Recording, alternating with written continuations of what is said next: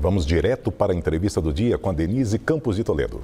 E nós vamos falar agora da reforma ministerial, das articulações políticas do governo. Eu estou aqui com o Rogério Schmidt, que é cientista político do Espaço Democrático.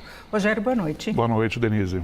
Bom, vamos falar de reforma ministerial, né? Depois de longas negociações, atrasos, resistência, o governo anunciou essa reforma trazendo PP e republicanos para a base de governo mesmo, para os ministérios, partidos que foram da base de Bolsonaro. E aí já começa algum enrosco, né? Porque nós tivemos os republicanos divulgando uma nota de que a escolha foi pessoal, não é? A indicação do novo ministro Silvio Costa Filho. Tarcísio de Freitas não gostou de uma postagem aí de Márcio França, que também foi trocado, né, no Ministério, e deixando claro que ele não vai ser base de governo.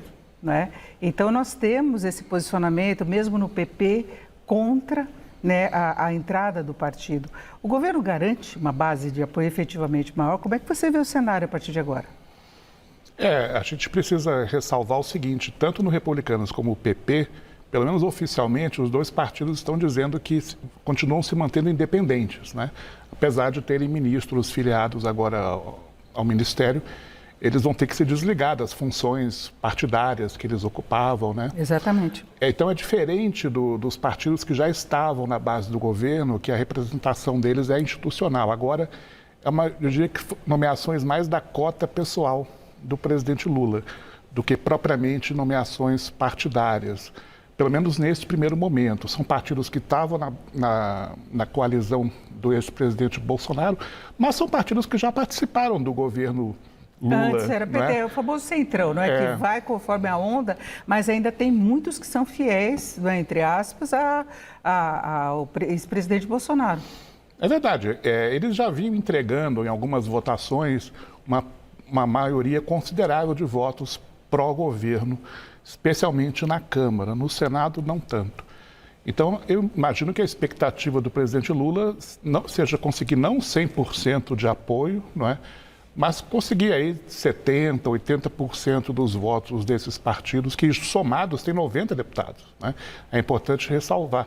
Então, se o governo conseguir aí 60, 70 votos a mais, não é ruim do ponto de vista da governabilidade. Né? Considerando os partidos que estão participando do governo, daria 374 de 513 deputados e 60 senadores de 81. Então, essa é a base. Então, a gente sabe que não vai aderir totalmente ao governo, mas pode garantir algum voto. Agora, e o desgaste em troca disso? Porque se tem uma posição meio pessoal, a saída de Ana Moser, principalmente, teve uma repercussão negativa na base raiz mesmo do governo, né? No Partido dos Trabalhadores. A Janja também questionou, e não só pelo trabalho dela, que ela não tem nem partido, né, pelo que ela podia executar pelo esporte, mas pela representatividade de mulheres no Ministério, né?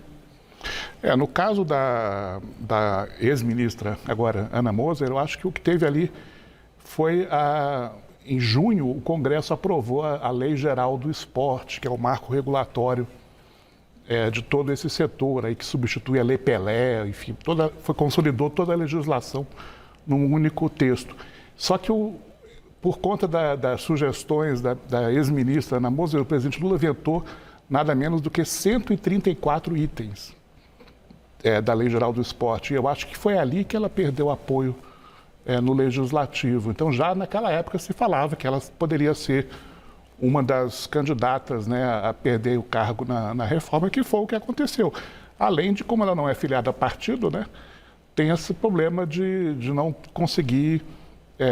a presença dela não se traduzia em votos para o governo no Congresso. Ela disse que vai continuar trabalhando em defesa da posição que ela tem em relação aos esportes, não se sabe exatamente se ela pode ainda vir a ter alguma função no governo. Agora, tem um certo desgaste por essa proximidade exatamente de partidos que estavam na base de Bolsonaro, né, que foram muito combativos e que abandonaram Dilma Rousseff lá atrás também. Então, tem uma situação meio que mal resolvida, não tem? É verdade, assim, mas a gente precisa lembrar que de todas as passagens do presidente Lula pelo Palácio do Planalto, essa terceira passagem é que tem o PT com o menor número de deputados no Congresso. Então, é natural se esperar que, dessa vez, a importância da base aliada seja maior do que foi nos dois primeiros mandatos, por exemplo, ou até mesmo nos dois mandatos da ex-presidente Dilma. Então, é uma questão mais de aritmética do que propriamente de preferência desse ou daquele grupo, porque é um governo com uma coalizão muito grande, muito heterogênea, né? Agora você tem no governo partidos de esquerda, partidos de centro, partidos de direita, não é? Então vai ser difícil unificar toda essa base o tempo inteiro. Vão ter questões, por exemplo, as pautas mais ambientalistas, identitárias, mais próximas aí da esquerda, vão ser pautas muito difíceis de avançar agora com essa coalizão tão heterogênea, né? Agora, tem um Congresso mais forte também do que em mandatos anteriores de Lula, mesmo sem orçamento secreto, as emendas são uma questão de barganha muito pesada, à véspera de grandes votações, e isso dá mais poder para o Congresso, né? Sem dúvida, isso é um fator muito importante. E veja, não é uma questão pessoal, né? Em 2025, o Arthur Lira não será mais presidente da Câmara, o Rodrigo Pacheco não será mais presidente do Senado, a gente não sabe quem vai substituí-los, né? Mas o Congresso vai continuar com esse protagonismo, né? A legislação mudou, não só a parte orçamentária, né?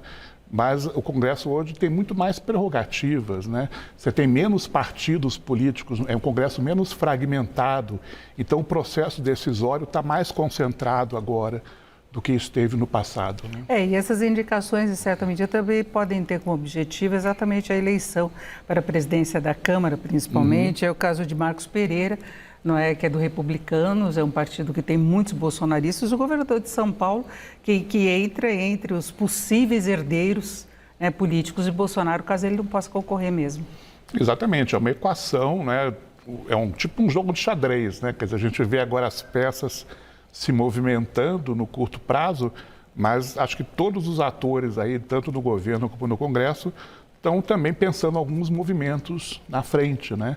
No médio e até longo prazo, quer dizer, até janeiro de 2025, quando vai ser renovada a presidência das duas casas do Congresso, muita coisa não vai acontecer, né?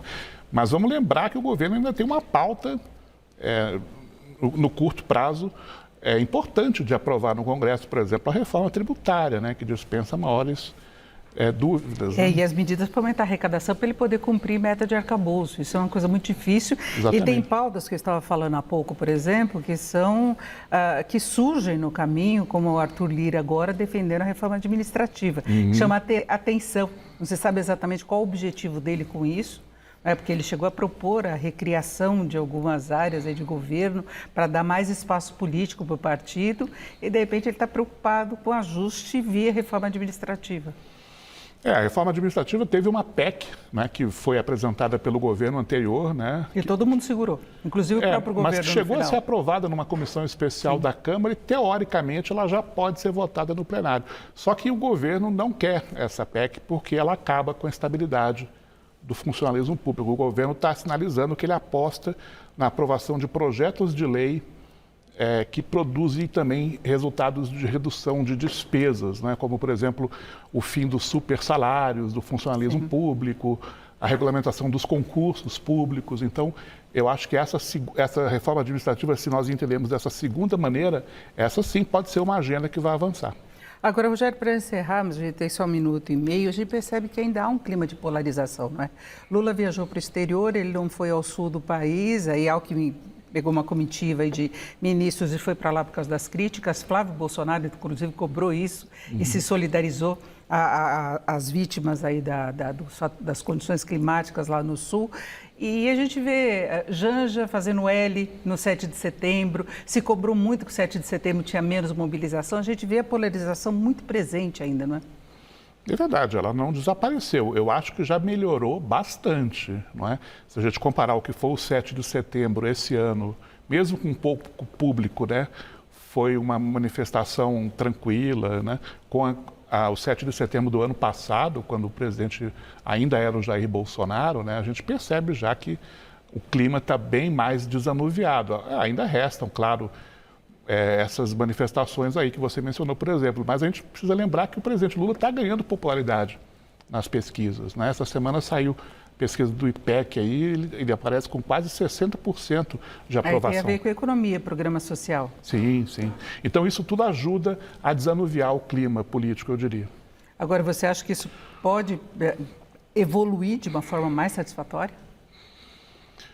Pois é, a gente não tem bola de cristal, né? Acho que vamos esperar aí os próximos sinais. Eu acho que a capacidade do governo de aprovar a pauta no Congresso agora com o PP e os republicanos informalmente fazendo parte da base aliada pode ser um bom sinal. A configuração da eleição para prefeito nas principais capitais do ano que vem pode ser outro sinal, né? Então, isso tudo é importante ser monitorado. Isso, eu agradeço muito a participação do Rogério Schmidt, que é cientista político do Espaço Democrático. Rogério, mais uma vez, obrigado, uma boa noite. Obrigado, Denise. Boa noite. Laerte.